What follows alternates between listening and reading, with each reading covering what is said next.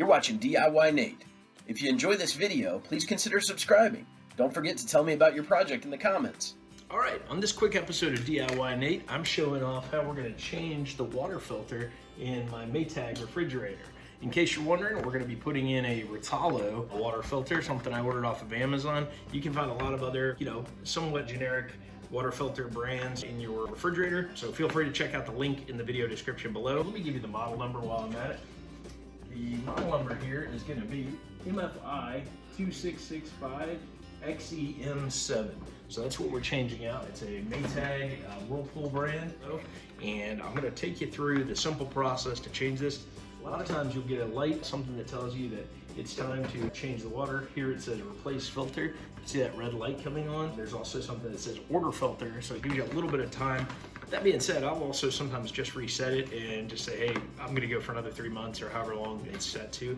I think I'm about due for changing the filter out because our water is pretty good in this area, but at the same time, I don't wanna take any chances with it, start to see degradation in throughput. So certainly wanna go ahead and change that out. So we're gonna go ahead and get to it.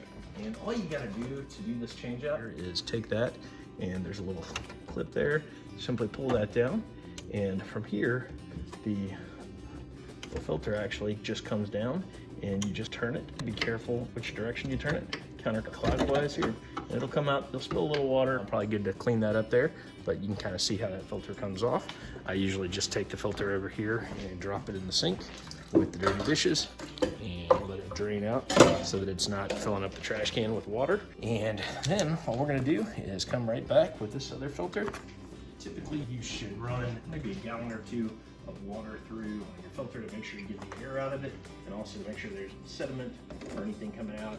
It's captured in that first flow through. So that's all you gotta do there. We're gonna just pop this again, Whirlpool filter open, and crack into this guy. So here's your filter, and we've got our months of the year, and this is gonna be changing this out here in March. I'm sure it's probably a long time ago since I last changed that filter. I've probably reset it a few different times. Not heeded the advice of the refrigerators. It's got a little cap on the end. Just taking that off. And we're gonna go ahead and put the sticker letting us know which month we changed it in. And installation date was March. And then we're just gonna come right back up here, clockwise to get it on. So we're just gonna twist it on. And we're gonna get it in position here. Here we go. Try not to over twist it. Once you got it in, pop it in place, come back and dry up rainy water, like that. Good to go there. And now we're gonna run some water here, a couple rounds of it with some cups. But after that, it's just that easy to change your filter out. Some people probably wonder where the filter even is, but it's pretty common sense once you do it once or twice. And here we go.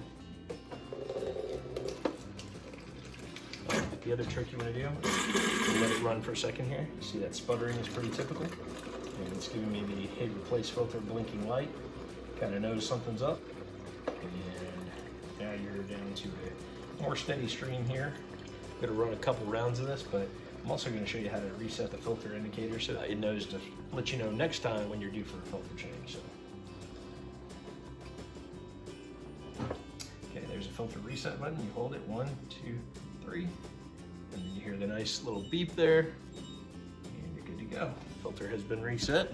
I'll probably do 1 or 2 more cups of water before I have me and my children drinking out of it. My wife, you can kind of see a little bit of coloration coming to the water as it gets that first round out, but now it's getting a lot better. So this Whirlpool replacement filter is for Whirlpool, KitchenAid, Maytag, and Kenmore.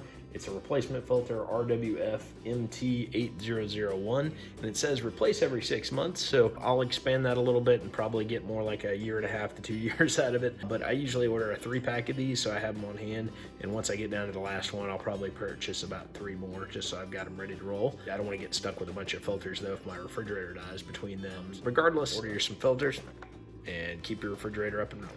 And that is how you change your filter on your Maytag refrigerator. Hopefully you enjoyed this. And if you're looking for filters, you need to replace it. It's telling you to order some filters. Go ahead and check the link out below, and it'll help you out in getting those ordered from Amazon with this model refrigerator, or you can search for your other models, but hopefully it gives you an idea what you need to do there.